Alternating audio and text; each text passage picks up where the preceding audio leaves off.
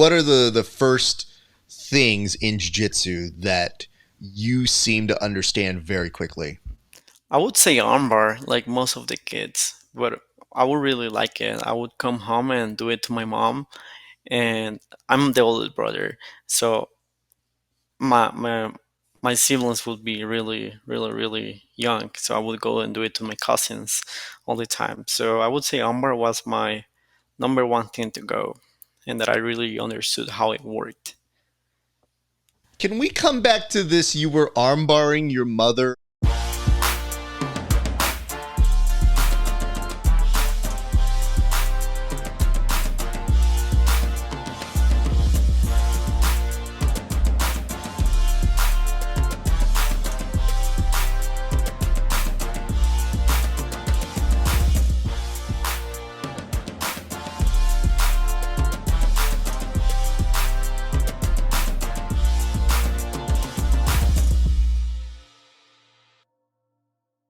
What is up, ladies and gents? It is your friendly neighborhood BJJ podcaster, Rafa Esparza, coming to you with another great installment of the Grappling Hour. Well, I'm excited about this one. I have had to track down a guest. I have had to hunt him down. I have had to pull him here, and against his will. No, he's actually very happy and very sweet. He's very nice, but it took a while to book him. I wanted to book him back in December. Oh, I was so excited about it. And then this dude's been so busy. He's had to work through things, and we finally have him here. So we're going to get to him in just a second. But a few reminders. Number one, if you like the show, and I hope that you do, and you want to support us, go on over to patreon.com. We are now on patreon.com. You can see our interviews 30 days before anybody else by doing early access. And for a few extra dollars more, you can see extra bonus content that's not available anywhere else, including extra bonus content for minisodes. So today we're going to actually talk with our guest for one of those minisodes after we record this. You can also check out certain topics that we do with the athletes themselves, where we do tape studies with them watching their matches. And we do a segment called Roast Raf, where athletes come on and roast my competition footage, which, it's not that great. It's okay. It's very easy to make fun of. I'll be very honest. So you can check out those things. That is patreon.com/grappling hour. And you can also like, comment, and subscribe. And if you haven't made it to the end of the video without a comment, first of all, rude. Second of all, we'll give you something to comment on by the end of this video if you have nothing else to talk about. You can join our Discord at grapplinghour.com. And check this out. We also have merch. Look at this. You're seeing this right here. That's a shirt. You can get that at rafesparza.com/merch. But if you're really cold right now, let's say you want it's really cold. It's rainy in Los Angeles right now. You can get this Grappling Hour hoodie at rafesparza.com/merch. If that doesn't work for you, just type in grapplinghour.com. The support of that means the world to me, and it definitely goes to support the show. All right, let's get to our guest. I mentioned that I wasn't mad at him. I was disappointed. And when I was disappointed, it was because I wanted to talk to him after he did one of the most insane logistical things you could do, which was going from competing at IBJJF's No-Gi Worlds and then saying, you know what I'm going to do? Hop on a plane and go visit our goons, our friends over at Finishers, and compete the very next day. And then this dude had the nerve to win and become a Mr. Money in the Bank, which I have to ask him what that means. Because if I'm being fully honest here, I think I want to take the briefcase from this kid, but he is quite dangerous. So join us in welcoming, for the very first time on the show, one, Julián Espinosa. How are you doing, sir? Hey guys, I'm very happy to be in the show. I was trying to get on the show as soon as I could, but unfortunately I couldn't. But I'm finally here, and also I need to roast you too, because I was in Los Angeles after all my crazy competitions and traveling, and he was like, "Oh no, I'm leaving. I don't know where you were going, Wow. supposedly." Oh, okay. But I was like, Okay. "Let's do the interview face to face, and then we can roll." But he just ran away. You know, But it's I'm very here, fun. Hold so on, hold that's a on. good thing. That's very sweet of you to try that. I want to say two things here. One, I have receipts, so I can bring out text messages. But two, I just want to point this out. everybody who watches this show knows that I'm not great at jiu-jitsu, but I show up. So like I've never talked shit about somebody and then not shown up to get my ass beat. So they're like, I don't believe this kid. I don't think he's telling the truth. He is very good at jiu-jitsu. I will say this though. I was a little offended that you were trying to show people how to do WWE moves. And I was like, hey, kid, that's our department here. Like, that's what I'm good at. And one of our friends, when I said you were coming on the show, they were like, well, are you going to ask him how he got to be Mr. Money in the Bank?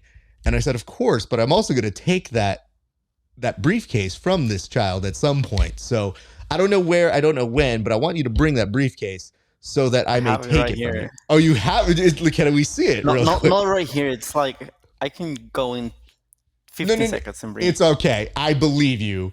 I need to know because I don't know the official meaning of what that means. So when you get that briefcase, what exactly does that mean? I don't even know. I gotta call Zach and ask him, but all I know is he had money. He doesn't have money anymore. I spent it all. But it was pretty cool to get it, you know? I was trying to do some cool moves that day, and I'm Mr. Money in the Bank now. Hey, listen, that's a huge moniker. The reason why I ask is I don't know how well you are versed in pro wrestling, but when people win that, they can cash that in against the champion. So I wasn't sure if that was written in because, listen, Zach is also a good friend of the show and he is a pro wrestling fan. But I thought, man, there's nothing better than being able to take that. When somebody wins a belt, you just kind of bring this briefcase out and then you could like cash it in. So I didn't know if that was part of the deal with that thing. No, I don't think so. Yeah, I mean, I think you should look into it. I think you should call up Zach and be like, yo, if I just I, want to enter myself into the championship bout, can I do that? I'll take it with me next time. I'm going to finishers definitely. So I'm not even gonna ask. I'm just gonna show up. I'm so genuinely curious as to why you booked both of those things back to back.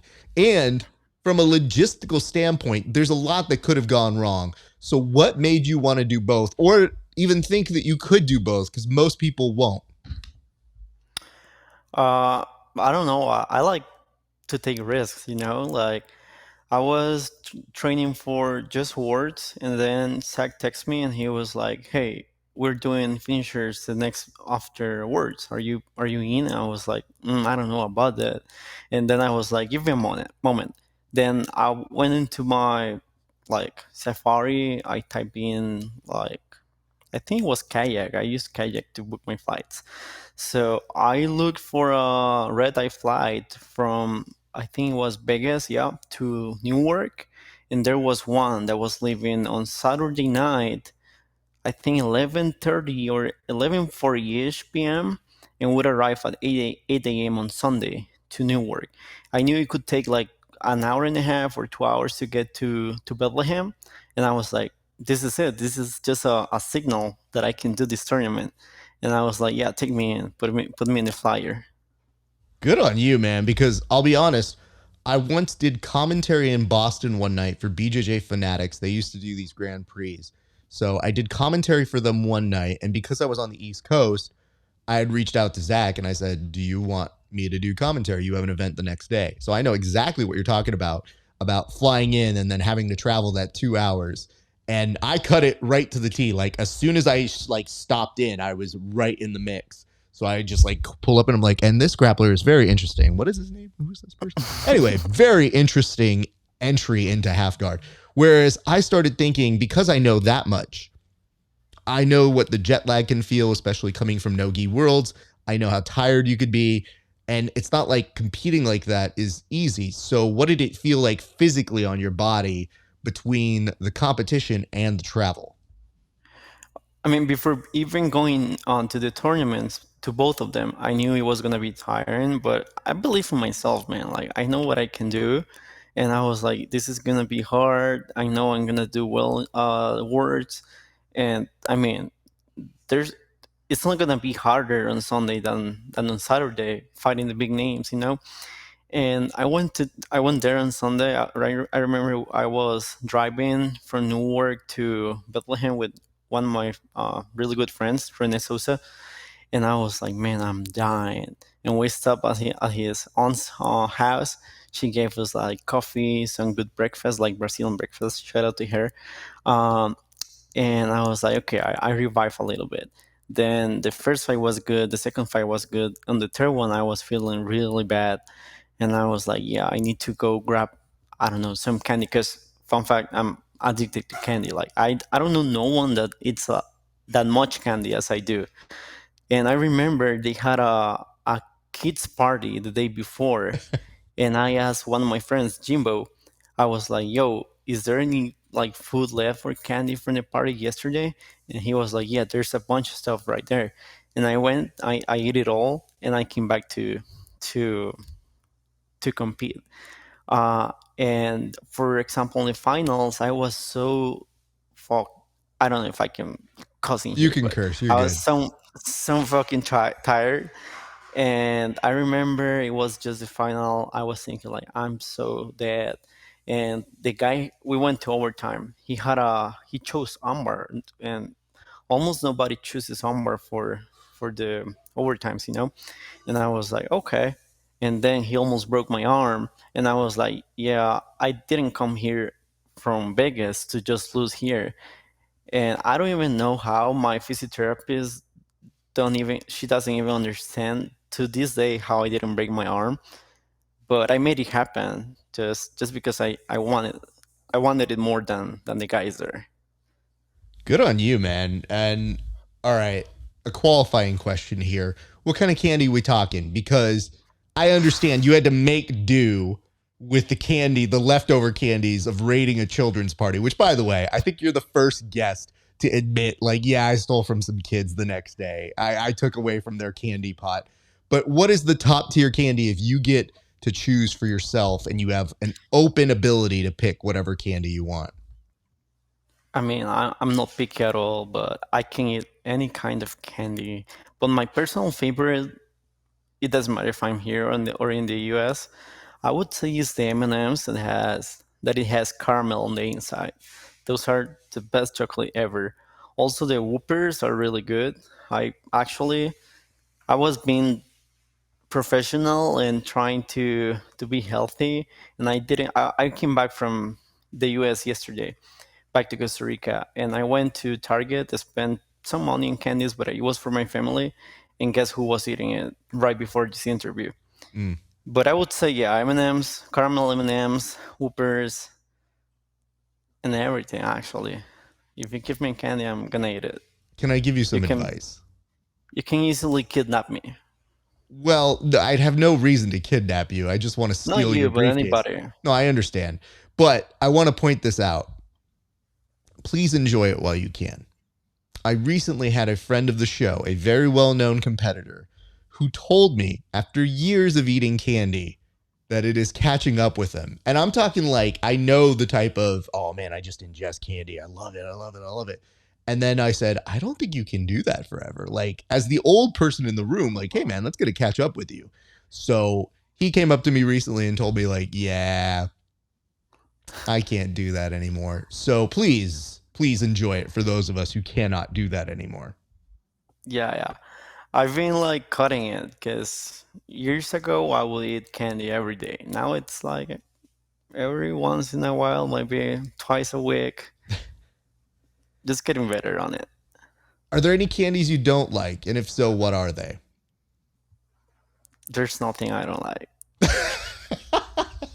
Okay. There's nothing I don't like. Okay. I wasn't sure. Listen, some people, when they get Halloween here in the States, they get candy corn. I think that sucks. I think that's a waste of sugar. But some people love it. Yeah, I'll eat anything Oh my God. All right. Good to know. in a single sit. All right. The other qualifying question is this. When people put up the photos, when they get the results they didn't want, you got bronze, which to a lot of people is still pretty good, but to you, I'm pretty sure not what you went there for IBJJF No-Gi Worlds. So when you had that look on your face, was there some sort of extra fire going into that next day? Because you mentioned you didn't fly all that way to just lose via armbar. You were going to power through it. So was there like extra motivation once you were done competing at No-Gi Worlds to say like, I get another chance to really like win and like win, not just podium, but like win this bitch?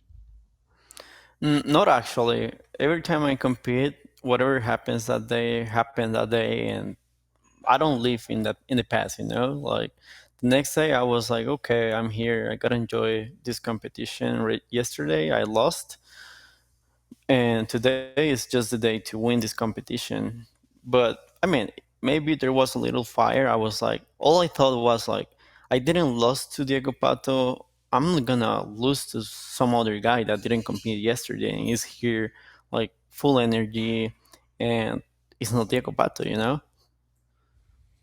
Copy that. I mean, good on you, man, because I know so many people when they don't get the opportunities or they don't get to win at a certain tournament, they let that drag them down. You were able to clean slate, go to a completely other different side of the US and pull off a very, very impressive series of wins. I know that you kind of breezed through some of them, but like, if you wouldn't mind kind of giving us a little bit of a match by match breakdown, because you had, was it 4 to win on that day? It was 4 matches. Okay, great. Talk to me. You said the first part went pretty well. So what exactly happened in that first match? Well, I don't really. I have a problem with my memory. Like I have short memories. Uh-oh. Let me Okay, well recall. then let's not I do think that.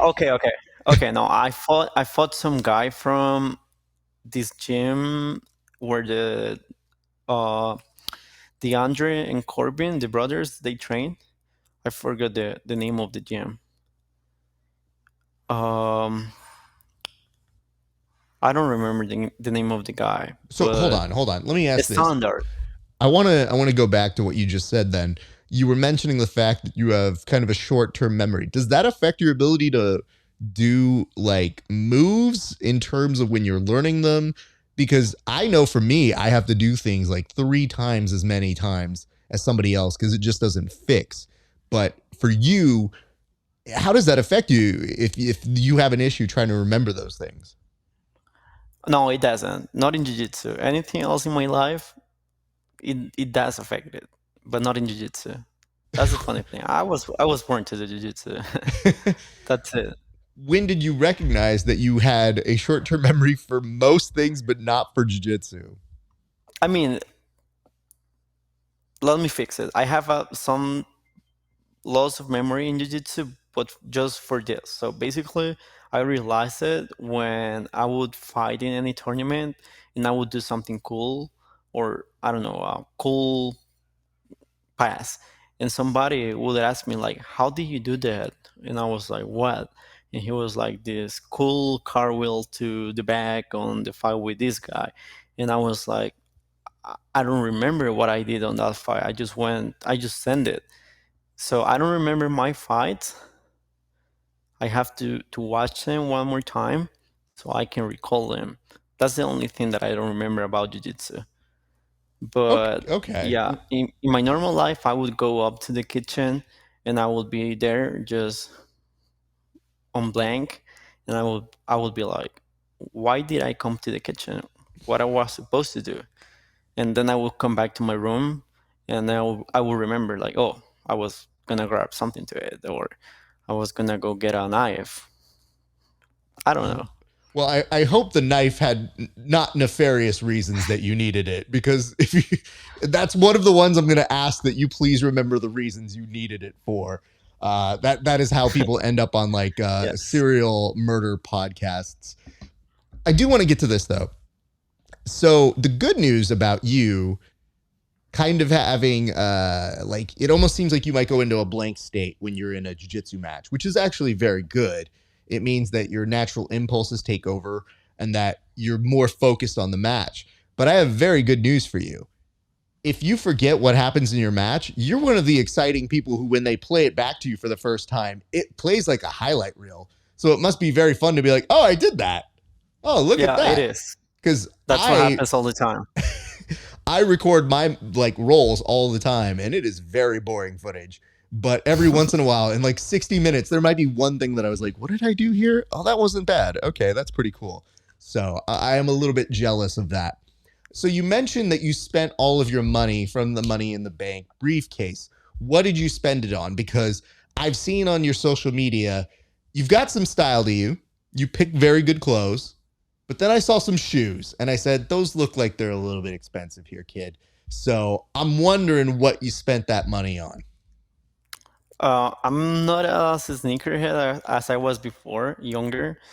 So nowadays it's basically food, kind of traveling, and shoes sometimes, but mostly food. Okay. So I wasn't wrong when I assessed because I think you put the other day a very funny post where it just had all of your medals in a shoebox, a little Oh, it was container. yesterday, yeah. Yeah, you just put that up and you said, I throw this in here with the other souls that I've collected.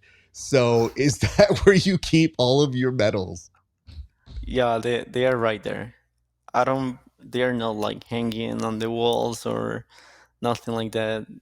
They're just in shoe boxes.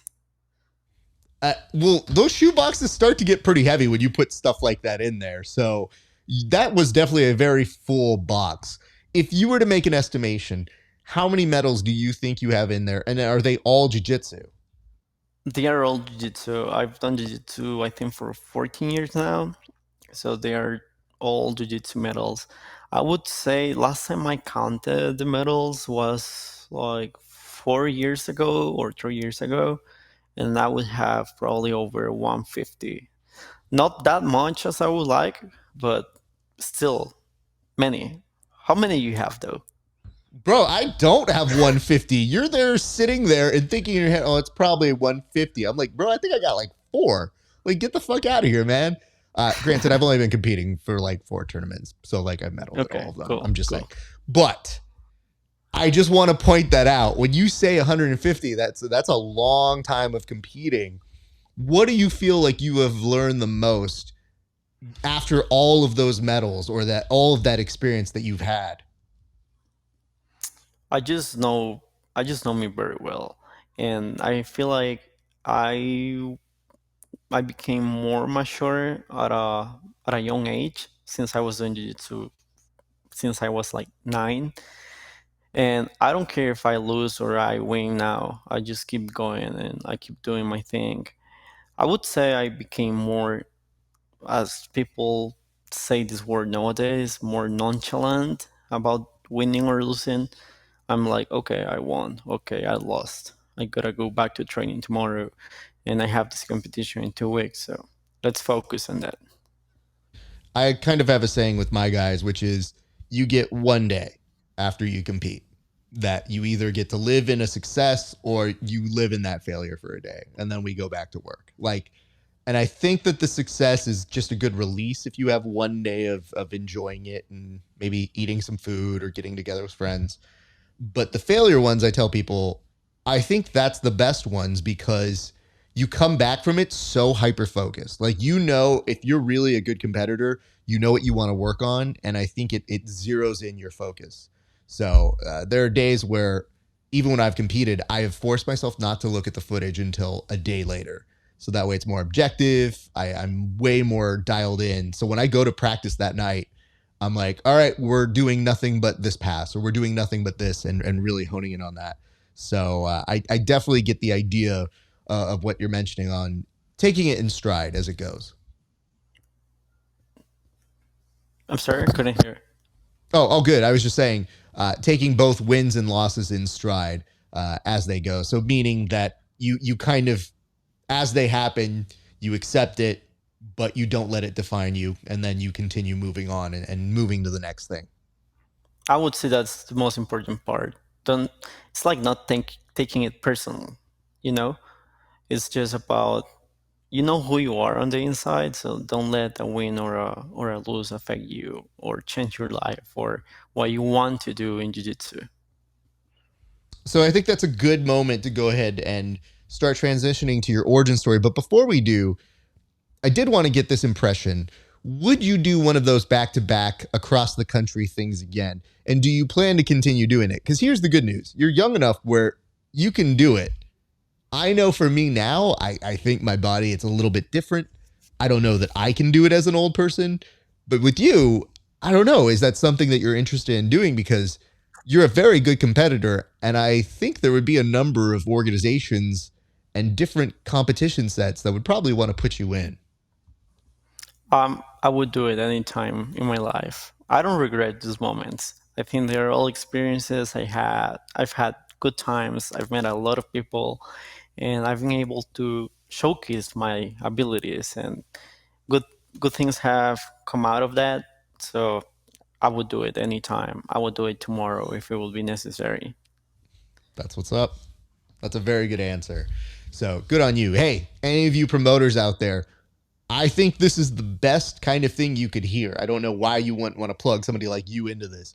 You're exciting, you're logistic friendly, which means you actually understood how to get somewhere and show up on time. Some people can't even make it to one tournament on time. My man did it at two major tournaments and did well at both. So I'm just saying, I want to see you more in 2024, killing it out there, sir. So let's get into this origin story. You've been doing it since you were a kid. So let's get into when you started jiu-jitsu. When was your first class experience, and what do you remember from that day of your first day of jiu-jitsu? So you want to know nothing, something funny about it? Mm. That's how bad my memory is. I don't really No. know. Like most of the people, they are like, okay, I started jujitsu on this day of this month of this year. I don't really recall what day is my date. But I know it's around when I was 9. I don't know the exact date, but I know I was 9. So Okay. that was 2009. Um, I was born in 2000. Yeah, I'm pretty young. Uh, and my first class of jiu-jitsu, I do remember it, even though I don't know the day. It was pretty cool. I was moving like I was doing it for my whole life. And they were like, okay, we need this kid here. Please bring him every day if you can.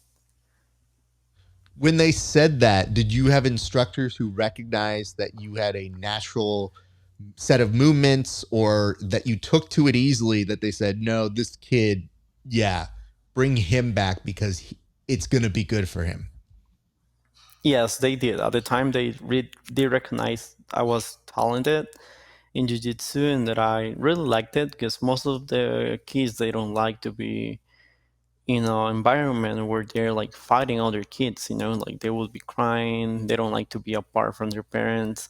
And I was like, leave me here like 6 hours if you want, I'm happy here.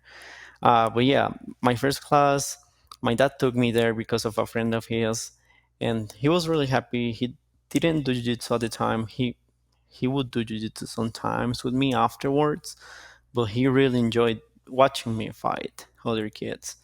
And I'm here. So yeah, it's been a while. That's pretty dope. Were you doing other sports up until then, or it sounds like you might have been slightly hyperactive as a kid? So were you doing other things athletic wise before that? No, not, I wouldn't say professional. Not like I took it seriously.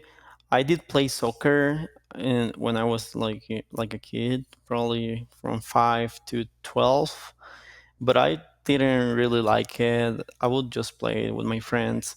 Then I played volleyball. I was really good on it, but same thing. I wasn't interested on doing a career on that. And I think that's it. I did a lot of things, but just as a hobby. But jiu-jitsu is the one that catch my attention. Do you remember the first move or the first technique that really seemed to connect with you? Like, what are the first things in jiu-jitsu that you seem to understand very quickly? Oh, that's a really good one. I would say armbar, like most of the kids, but I would really like it. I would come home and do it to my mom, and I'm the oldest brother, so my my my siblings would be really, really, really young. So I would go and do it to my cousins all the time. So I would say armbar was my number one thing to go. and that I really understood how it worked. Can we come back to this? You were armbarring your mother, and how did that conversation go? Because I don't know many Hispanic mothers on our side that would say, "Oh, mijo, please take my arm." So, what kind of convincing did you have to do?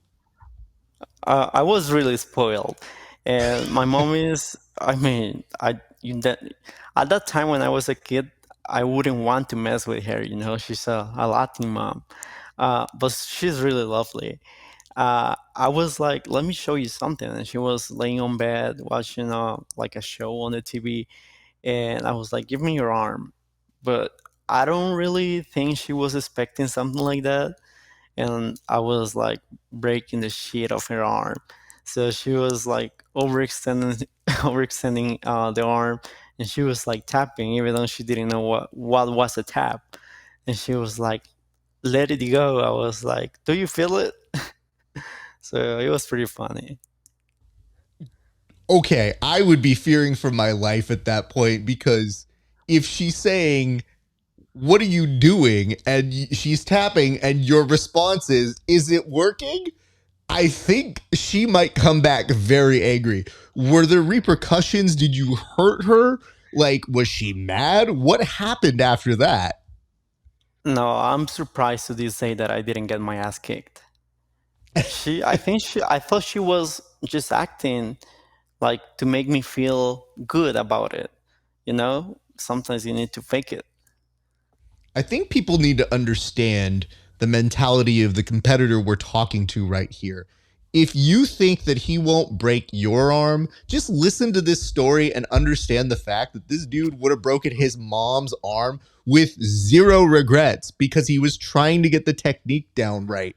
So, has she brought this up since? Does she tell people about this now as a story that kind of embarrasses you? No, I don't think so. I don't even think she remembers about it. It's been like 14 years now. Oh, most parents would remember that.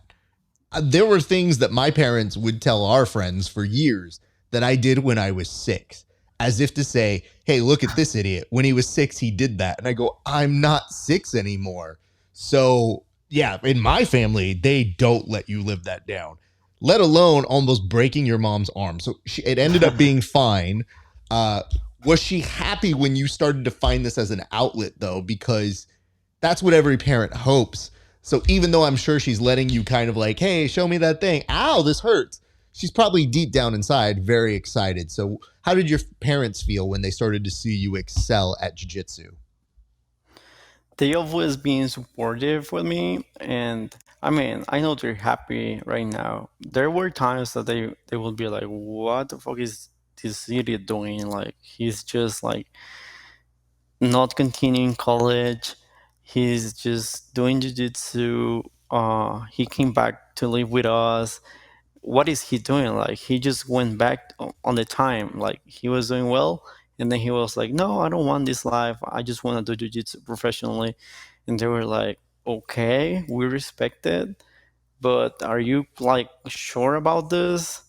But they were supportive. So they love the fact that I'm an athlete now, and they remember those times when I started, and I would tell them like, "Hey, I want to do this for life. I feel like this is my sport. I really love this. Can you take me to the gym more often?" And they remember those times. They're pretty happy about it, and they see the outcome that it has in my life. That I've been able to travel a lot. I've been able to help them. They see me happy, which is the most important thing for them, to just see that I'm doing well. And if I'm happy, they're even more happier. Well, that's very nice of them, and I'm glad that your mom didn't put a very short end to your career after beating the shit out of you for armbarring her. So props to her for understanding and being a good mom in that respect. Let's get to this though. I always like to ask people when they fell in love with the sport. And you mentioned that there was a moment when you did. When did you fall in love with the sport in a way that you knew you would be doing it as more than just a hobby, as an actual career? I just felt it. I did multiple sports, as I told you earlier, But when I did jiu-jitsu, it was just different. It would be easy for me to just excel at technique. I would be happy there. And I don't know, it just felt different, you know? Since then, I was like, yeah, I don't think I'm ever gonna be bored or I'm gonna hate this at some time. And it's been like that since 2009. So, yeah, I don't see myself doing anything else than jiu-jitsu or any other sport. So There let me was try. just this, sorry, Oh no, there my was apologies. just there was just this little spark, you know, but it was just different. I don't even know how to explain it.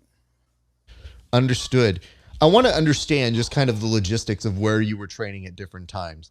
So, were you born in Costa Rica? I was born in Costa Rica. Yeah, I'm basically 100% Costa Rican, but my dad is Panamanian. He's from Panama.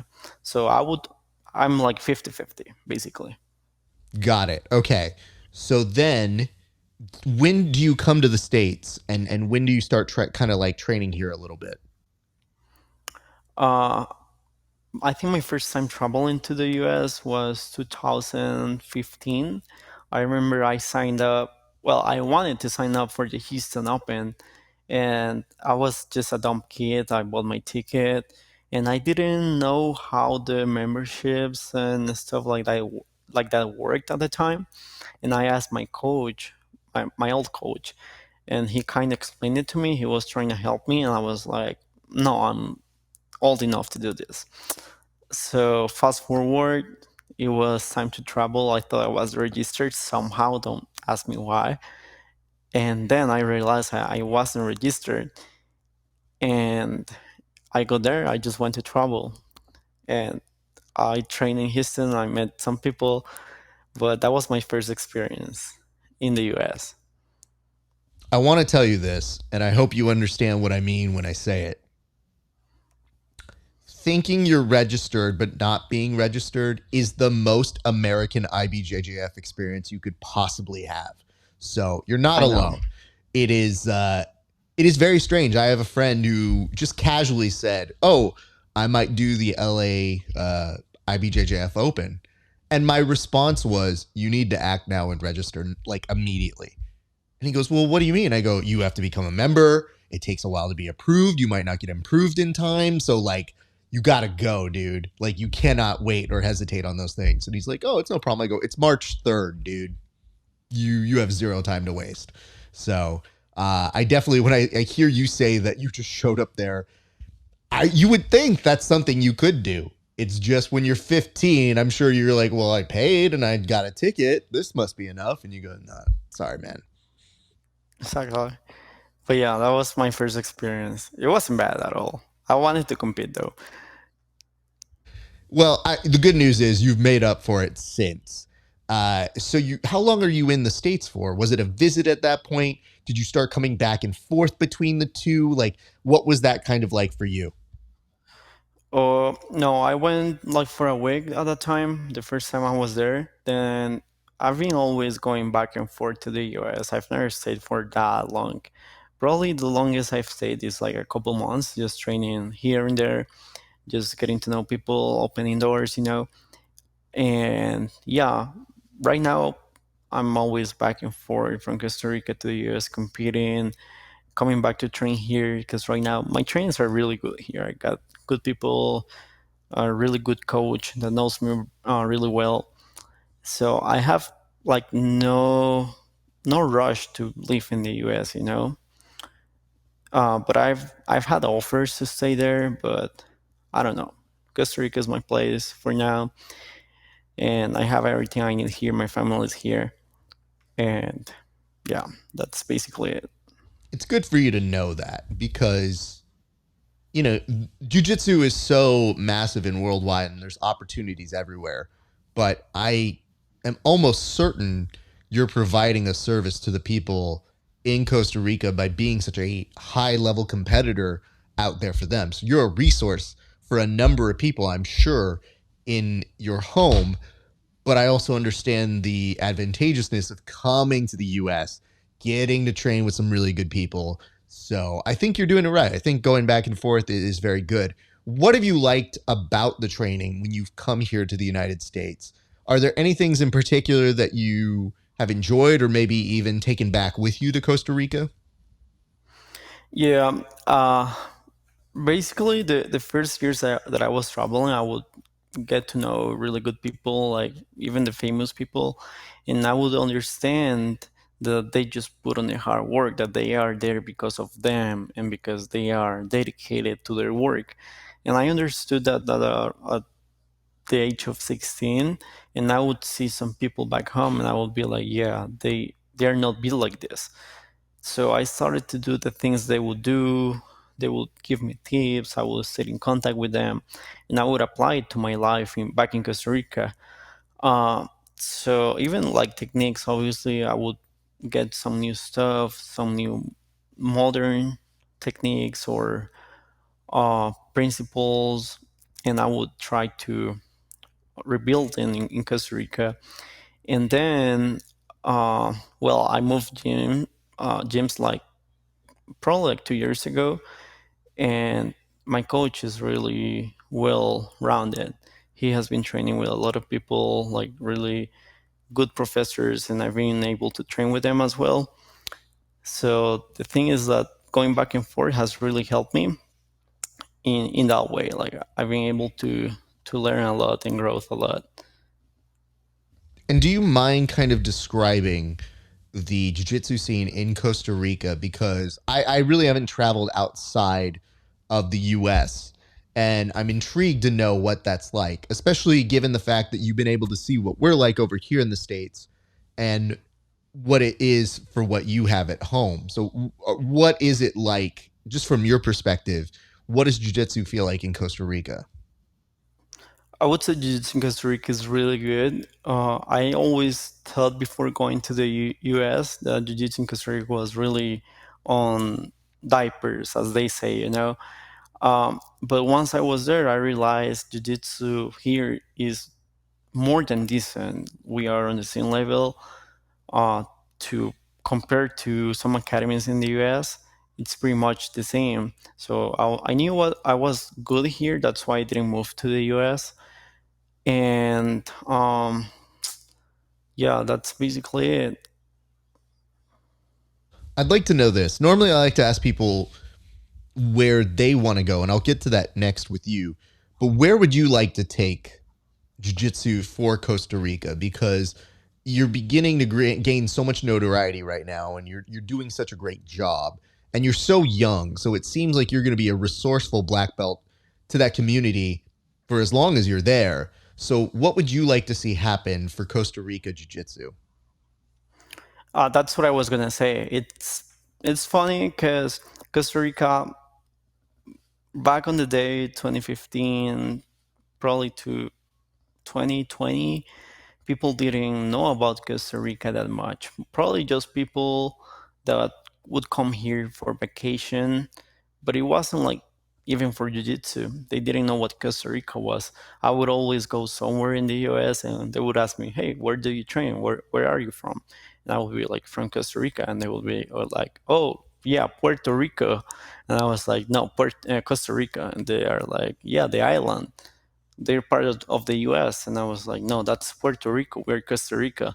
But now I go out there and they're like, yeah, Costa Rica, it's well known for jiu-jitsu nowadays. And they would also come here do some camps in the beach, so now it's more recognized. I would say it's thanks to me and thanks to other guy that is really good at the high level of jiu-jitsu in Costa Rica. um, that is basically just he and me that are like putting the Costa Rica name worldwide. And for Costa Rica, I would like to see more professional athletes competing outside of the country, and well, doing even better than me. I feel like I'm just building the pace so they can do what I've been doing and excel even more than me. That's what's up, man. I'm going to go into a few questions in a second here, but I wanted to take a detour. I'm noticing these headphones, and these headphones seem to signal to me that you might play video games. Am I correct in this assessment?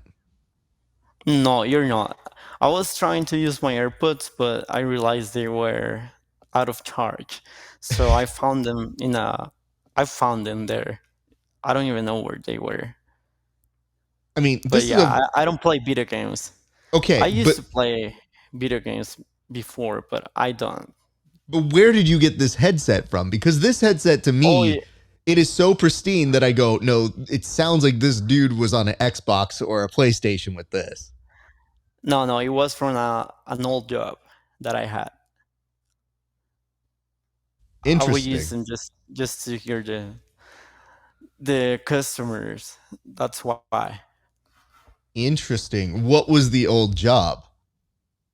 It was basically like a call center. Okay. I was there probably like for a couple months. I was like, no, I'm doing jiu-jitsu.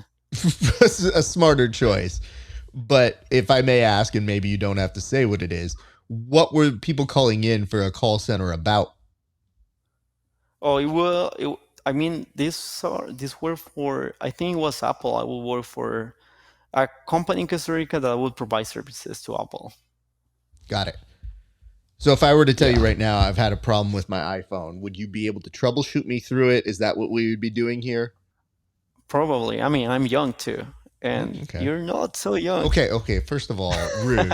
I look great for my age. Don't ever go on that side. And second of all, I like the fact that now you've 40 minutes in felt comfortable enough to be like, I think I can go with this guy. I'm going to be very clear with you. When you finally show up to roll and you stop being afraid of this old dude who's not good at jiu-jitsu, not a black belt, then yeah, I mean, I'm just going to talk shit to you the whole time. And I might not win the round, but I will 100% win the trash talk. I don't know if you're gonna be able to talk. I'm just gonna pin both your arms and smother you with my hand, so you won't be able to trash talk. You would be surprised. I have gotten a lot of trash talk when people are even smothering. Yeah, don't act like you're the first person. I have a very, very wise ass mouth. So I definitely cracked way too many jokes. What I will say is this: I'm going to be able to tell you as we're doing this, I'm going to be like, hey, man, I thought that you were going to be great. I thought that I was going to give you some candy after we rolled, but now I don't think so, man. I'm going to have to take that candy back and hand it to the person who probably won at Nogi Worlds this year. Yeah, that is true. He deserves it. He deserves it. So, are you a trash talker with your friends? Because here's what I like about your social media page. You seem to have a very friendly presence. You did a very funny bit where you were talking to some kids. And I look at that and I think to myself, like, yo, you've got a pretty good sense of humor. And that always makes me happy to see with athletes. I do have a really good sense of humor, but I will be a bullying to my friends sometimes. But I don't like to trash talk to other guys. Just sometimes, if they deserve it, if they're just assholes in the community. But overall, I'm a really good guy. I I be just chilling. Sure, but you just got through saying sometimes you're a bully to some people. How do you define being a bully in jiu-jitsu? It depends. Like I would trash talk in the trainings to some guys. I will be talking mid roll, and I never do that. But it depends on the day, or if they were trash talking to me before, or sometimes there are days that I train. I train hard every day, but there are sessions that are like more chill to me. So I just take them to practice some new stuff to see if they actually work, or just to react to get like normal reactions, like natural reactions from the people, and see how I can deal with that.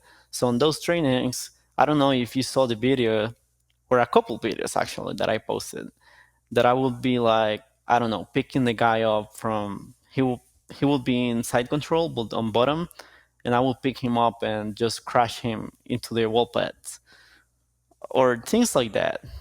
That's basically all about it. I did see that, and my immediate thought was like, well, it's a good thing I'm fat, so it would be very heavy for you to pick me up. So I'm like, okay, good. You'll be Uh, surprised. My deadlift RP is it's pretty heavy.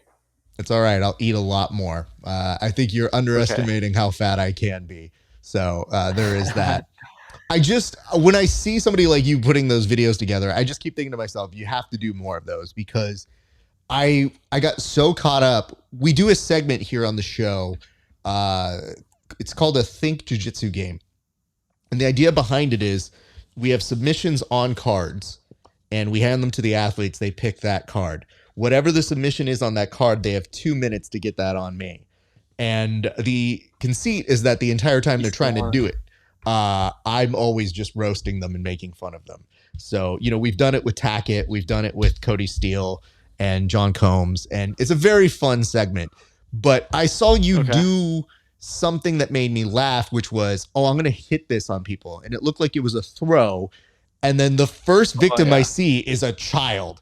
So I It's see a you child, being like, obviously, oh, why, obviously? because I like to bully. No, I'm just kidding. I love my children. They all love me too in the academy.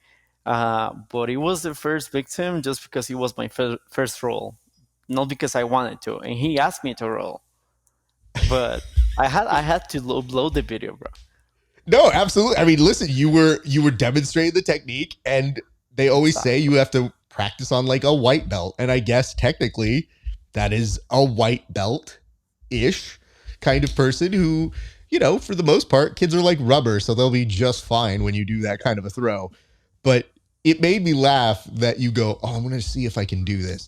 And the first thought that went through my head was, if I see a video crew or somebody filming, I'm just not going to roll with you. Like, I looked at that and I said, if this dude said, like, oh, do you want to roll? Oh, no big deal. Yeah, we're just filming it. It's for no reason. I'm like, I think he's up to Yeah. something. I think I'm going to be highlight reeled. Yeah, but you know what's funny? All of the people that are on that video, they knew I was recording and they knew what I was trying to do because I recorded like you know, the the move I recorded. How are you supposed to do it? And everybody was like behind the camera, so they knew exactly what I was planning to do. And even though they ate it, so good luck on that. I mean, I that's very impressive. It's like showing the magic trick that you're going to do them and saying it's still going to happen to you. So, Yeah. very, very impressive. Well, I would like to ask this, man. As we circle around, I'd like to know what is coming up for you in 2024 because I know you have some competitions coming up. I'd love for you to go ahead and tell us where we can expect to see you in the next year. But I'd like to know big picture as well. What do you plan to do this 2024? Do you have goals? Do you have expectations? Do you have things that you're trying to accomplish this year? Well, jiu-jitsu wise, I got a lot of tournaments this year. Um, Obviously, the big ones, I'm trying to win trials, I'm trying to win worlds, panims, all of that, just to throw my name out of the window and the world final knows who Julian actually is and where he comes from, all his history, and that's my main goal to make the world know who am I and that they actually see what I can do and that I can take on anybody. Like, I don't care who you are, I can take on you. That's something that I've been realizing and something that Jiu-Jitsu made me understand. And is like, everybody is the same. We are all human. I've seen those big names when I was a kid and they will be famous already. And I was like, yeah, I don't see me fighting with them now. Or what about when I get to fight with them in the future? Am I gonna get my ass kicked? And now that I've been fighting these names, I'm like, they're just regular people, and they have been putting on the work, and that's what I've been doing. So now I can just be like fighting against them and taking my chances to win. So, but yeah, overall, that's my main goal, to put my name out there even bigger. And then I got some personal tasks that I want to do, like learn some more languages. I'm planning to open an academy in Europe, so I'm gonna tell you about it when it's 100% sure. But that may be on this year. We're working on that, and yeah, just enjoy more life and be with my family even more. Trying to just label my jiu-jitsu career with my personal life. May I ask why Europe? Europe, I feel like there's good level in Europe, but there are certain countries that they do not have something that is really, really good. And those countries are like gold mines. Um, there are academies, but they do not have a name, like a big name that is the owner or the coach. So if you go to one of those countries, open up an academy with a big name, good titles, and being friendly like me, everybody's they're gonna be like, okay, I want to train there. Seems like a good academy. I can develop my skills there. I can become even bigger on the competition scene. So yeah, I mean, in Europe is pretty beautiful. Well, that's really cool to see, and I look forward to hearing more about that in the future. Now, normally, whenever we finish these interviews, I like to give you an opportunity to shout out any sponsors, any teammates, any friends who have been helping you to accomplish the things that you wanted to do. So I'm going to put the camera on you, sir, and then feel free to give any shout outs that you'd like to right now. Thank you. Well, first of all, my family is always first. So shout out to them for always supporting me. They they've been through hell with me. So uh, I love you, and you're like the best people ever. Then shout out to all my team, to my coach, Arturo Weston and Paulo Weston. They're the best, and they really know me, and they know what I can improve, and they have the biggest hopes on me. So shout out to them, and shout out to all my friends. You know who you are. Uh, my circle is really small, so you know exactly who you are. And shout out to Show Your All. Here they are. Shout out to my dentist, Doctora Diana Ruiz, and shout out to FMSS Center or FMCC Center, which is my gym where I lift. And that's it. And I hope to see all the people out there that are watching this podcast. And I invite you to follow my journey. I can tell you, you're not gonna regret to follow me, and you're gonna see a lot of stuff that is gonna help you in jiu-jitsu and hopefully your life too. Already, you've put up some very cool stuff, so I would definitely will be paying attention as we go forward. And I want to point this out. I think you're the first person to ever shout out their dentist on the show. See my smile, bro. Hey, you know what? The work is quite good. I just love the fact that you're Yeah, I like, hey. mean, she keeps my teeth sane with the mouth guards and stuff and all of that. Well, that is wonderful. So why don't we do this, sir? We'll put a pin here on this part of the conversation. I'm going to close this up here for this segment. We're going to do the other segment in a short second for our Patreon subscribers. But I just want to say I look forward to training with you at some point when you stop running away. I know it's very terrifying. You don't want to L on your list of many accomplishments from a dude who's not that good. But I look forward to it when you finally can show up. Yeah, I'm looking forward. I don't know if you get an option to like a button to press, or maybe if you got comments too. Like I want people to comment yes if you want me to do to him what is behind him on the wall. So you can take a look back. Hold on. You think that So you could do that move? I'm gonna be doing that to you. Okay, let's be very clear here. Okay, I'll this is go how you. slow so No, no, no. you can tap. I want to make sure that you understand one thing. When I roll with people, nobody is ever afraid that I'm going to Kimura them, armbar them, triangle them. They're all deathly afraid that will happen because I can actually do those moves. I grew up doing those moves. I know how to do those. So to me, you need to be a certain degree of specialist to hit that move. You don't even, what is that move called? I got no idea, Exactly. See, that's to be because you don't honest. know yet. You don't I have it kind up of here. know it's right here on my tongue, but I can remind it. You know what? I realized that asking the short-term memory guy if they remember what a move's called is actually kind of mean. So I'm going to get off that joke. I'm going to go to a different one, which is this.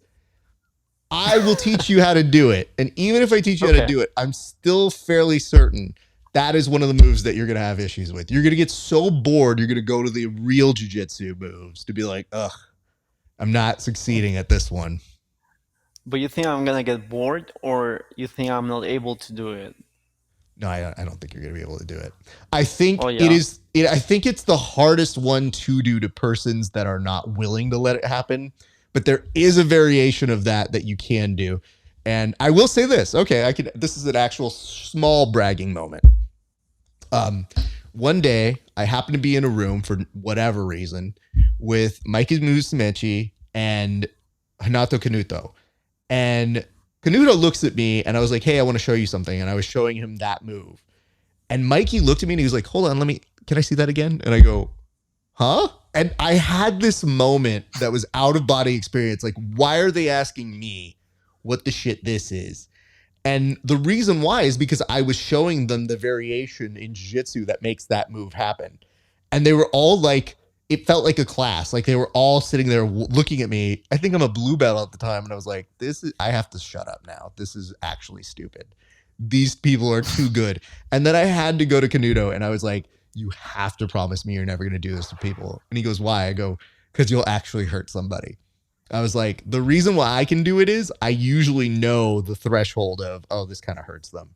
So it's a very thin layer. Canuto's, he's too fast that I'm like, yeah, you'll beat the shit out of somebody, dude. Their back's going to die because of you. So, Yeah. How bad can you hurt someone with that? I mean, here's the thing. I do it as a goof, so I never hold it for more than like 3 seconds. But the hard part is sometimes it's like hearing them tap. Sometimes they don't want to tap. Sometimes they're just kind of like, yeah. So I usually hit a variation of it. The best variation of something like that, it's not quite that move, but it's a belly down footlock that turns into a half Boston crab. And it's usually off of a reap. And then they turn like they're getting out of that heel hook. You put one leg over to anchor on the other one, and you essentially have where you can sit back and get a Boston crab with one leg. I do that consistently to people. And every once in a while, I'll actually get like the full Boston crab. So like now that you see Craig Jones doing it, I've been doing it for years. Get out of here, Craig Jones. You just biting off of my style. But yes, it is the very unique, dumb set of jiu-jitsu that I know. Okay, now I know what to run away from. I was Thank you. about to That's all say, I needed. That's why I'm asking, not because I was interested. oh no, it's perfect. I'm feigning interest. Yeah, no, I'm giving you. You know what it is? I'm doing what you did. I'm giving you the information, just like you showing it to your Okay. students. So that way, if I happen to hit that, we have put this on record, and I might get tapped like 40 other times at 40 different moves. But I But would that's the one that say counts. that's the 100%. Like anytime I tap somebody with that, and it's like we're counting or we're like messing with each other, I'll be like, "Yo, that counts for 2." Like that 100% counts for 2 taps, and they're like, "Yeah, you win this one." So we like to joke about that. Well, let me say this, Julian. Big fan of your work. I'm so happy we were able to make this happen today. You do such an excellent job on the community, and I want to point this out. It takes somebody very bold and very good to be able to perform that well in one weekend. And I definitely wanted to do it that week, but I'm so glad that we were able to still make it happen. The only reason why I wanted to do it so much sooner was to give you your props sooner so that you could understand what you're doing was truly unique and special, and that there is a select group of us in the community that pay attention to those people who grind and do good work. So I wanted to make sure you were acknowledged and appreciated for what you do, sir. Thank you. I appreciate you all. Thank you, sir. All right, I'm going to close this up and then we'll record the other segment. So I'll see you in just a second, sir. Great. All right, you guys, just a couple quick reminders before we get you on out of here. First and foremost, if you like this show and you want to support us, patreon.com/grappling hour. If you go there, $5 a month, you can see these interviews 30 days before anybody else. For a few extra dollars, you can become a premium member to see people roast my competition footage, mini-sodes, aka extra bonus episodes that aren't available anywhere else. And you can even see technique breakdowns where we actually watch the matches with the athletes that competed in them to get the special techniques and knowledge and secret sauce in there. 2, if you guys would like to check us on out, you can go ahead and like, comment, and subscribe to us here on YouTube. And I want to point this out. We were saying, is there something that you can comment on right now? I will ask you this. On a scale to 1 to 10, 10 being the most, how close do you think Julian will be able to get one of those pro wrestling moves on me. I can tell you, it's like a 1, maybe 2. I might give him a little bit because he is pretty good and he moves very fast. But what he doesn't know is he's a little bit lighter than me, and I can power bomb him through a table. And I will set up a table, and I'm just going to pick him up and put him through the table. I won't feel bad about it because he didn't feel bad about doing it to a kid. So, same thing here. So just saying. But yes, put scale 1 to 10. Additionally, if you like this merch and you want to buy the hoodie or the t-shirt, go on over to rafasparza.com/merch or grapplinghour.com. $25 for the t-shirts, $45 for the hoodie, and a combination of the two at $60. Supporting that supports me and supports the show and the many great things that we attempt to do here. You can also join our Discord at Grappling Hour. And I think, guys, that's going to do it for us. So I appreciate you for watching. It's been a great day for grappling. We'll see you back on the mats.